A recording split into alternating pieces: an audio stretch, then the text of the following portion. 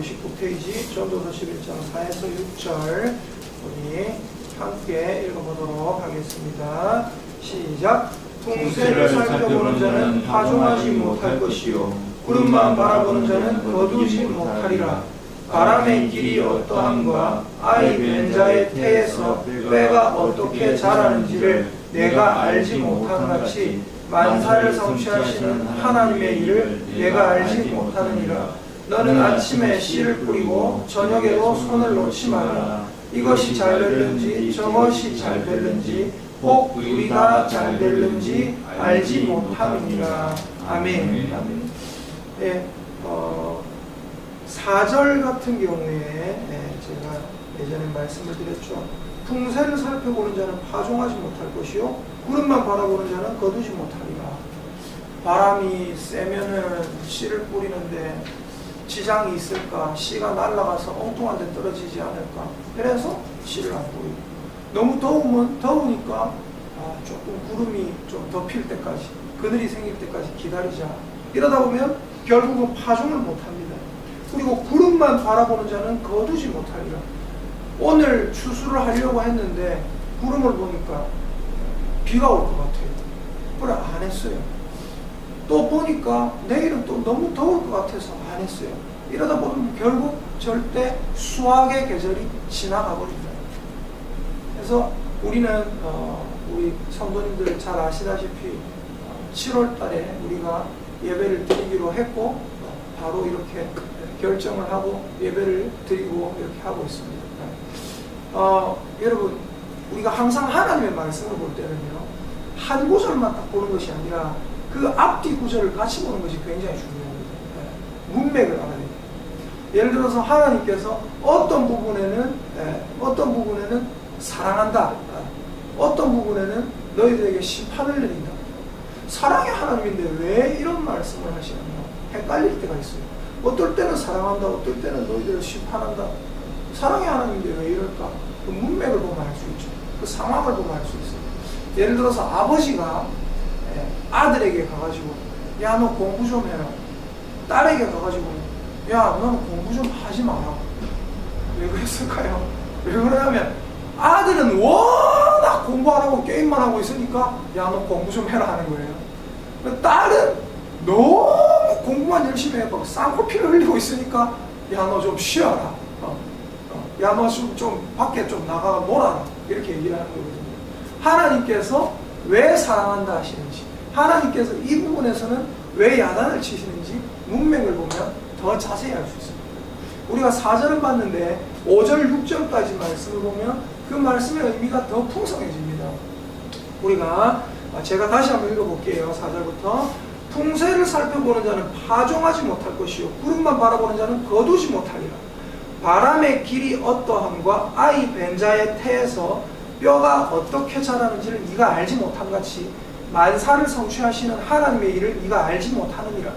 너는 아침에 씨를 뿌리고 저녁에도 손을 놓지 말라. 이것이 잘 될는지 저것이 잘 될는지 혹 둘이 다 잘 될는지 알지 못함이니라.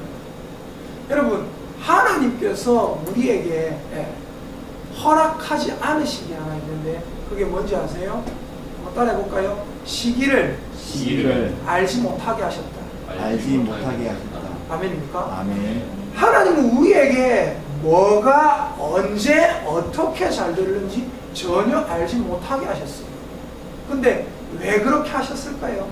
왜 그렇게 하셨는지 우리가 전도서 3장을 한번 찾아보겠습니다.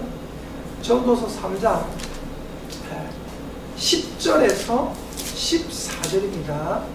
전도서 3장 10절에서 14절 말씀을 또 읽어보겠습니다. 10절에서 14절 시작. 하나님이 인생들에게 노고를 주사 애쓰게 하신 것을 내가 보았노라. 하나님이 모든 것을 지으시되 때를 따라 아름답게 하셨고 또 사람들에게는 영혼을 사모하는 마음을 주셨느니라. 그러나 하나님이 하신 일의 시종을 사람으로 측량할 수 없게 하셨도다. 사람들이 사는 동안에 기뻐하며 선을 행하는 것보다 더 나은 것이 없는 줄을 내가 알았고 사람마다 먹고 마시는 것과 수고함으로 낙을 누리는 그것이 하나님의 선물인 줄도 또한 알았도다. 하나님께서 행하시는 모든 것은 영원히 있을 것이라 그 위에 더할 수도 없고 그것에서 덜할 수도 없나니 하나님이 이같이 행하시는 사람들이 그의 앞에서 경외하게 하려 하심인 줄을 내가 알았도다. 아멘. 무슨 말입니까? 10절에 보니까 하나님이 인생들에게 노고를 주사 애쓰게 하셨다라고 했습니다. 그런데 11절에 보니까 하나님이 모든 것을 지으시듯 때를 따라 아름답게 하셨고 언제 아름답게 하실지, 언제 추하게 하실지, 언제 잘되게 하실지, 언제 못되게 하실지 이런 것들을 알 수 없게 하셨다.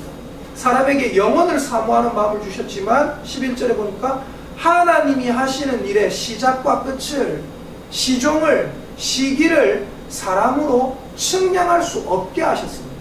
그리고 12절에 보니까 뭐라고 했어요? 사람들이 살아가는 동안에 기뻐하며 선을 행하는 것보다 더 나은 것이 없다. 그리고 13절에는 뭐라고 했습니까? 13절 읽어보겠습니다. 시작. 사람마다 먹고 마시는 것과 수고함으로 낙을 누리는 그것이 하나님의 선물인 줄도 또한 알았다. 많은 사람들이 생각을 합니다. 내가 이렇게 열심히 했으니까 이제 낙을 누릴 때가 됐다. 내가 이렇게 열심히 살았으니까 이제 성공할 때가 됐다. 근데 여러분, 우리가 그걸 알 수가 없다는 거예요. 우리가 열심히 해가지고 뭔가 사업을 성공을 했잖아요. 그럼 우리는 생각합니다. 내가 열심히 했으니까 됐지. 근데 내가 열심히 해서 된 게 아니에요. 성경에 분명히 뭐라고 하고 있습니까? 사람마다 먹고 마시는 것과 또 수고함으로 낙을 누리는 것이 하나님의 선물이다. 내가 열심히 일했는데 하나님께서 사람을 붙여주시고, 내가 열심히 일했는데 사업 파트너를 붙여주시고, 내가 열심히 일했는데 손님을 보내주시고, 내가 열심히 일했는데 학생들을 보내주시고, 그게 뭐예요? 하나님의 선물이지 내가 열심히 해가 된 것이 사실은 하나도 없다는 것입니다. 그리고 14절에 보니까 뭐라고 했어요? 하나님께서 행하시는 모든 것은 영원한 것이다. 다른 말로 말하자면 하나님은 굉장히 일관성입니다. 그래서 어떻다고요? 그 위에 더 할 수도 없고 그것에서 덜 할 수도 없다니. 사람이 하나님이 하시는 일에다가 뭔가 보탤 수도 없고 뺄 수도 없다 이 말입니다. 14절. 네. 사람이 하나님이 하시는 일에서 뺄 수도 없고 더 할 수도 없고 보탤 수도 없고 뺄 수도 없다. 근데 왜 그렇게 하셨어요? 14절에 저 마지막 부분에 보면 하나님이 이같이 행하심은 이라고 있습니다. 그 부분 읽어보겠습니다. 14절에 하나님이 이같이 행하심은 시작. 하나님이 이같이 행하심은 사람들이 그의 앞에서 경외하게 하려 하심인 줄을 내가 알았도다. 아멘. 풍세를 살펴보는 자는 파종하지 못할 것이고 구름만 바라보는 자는 거두지 못할 것이다.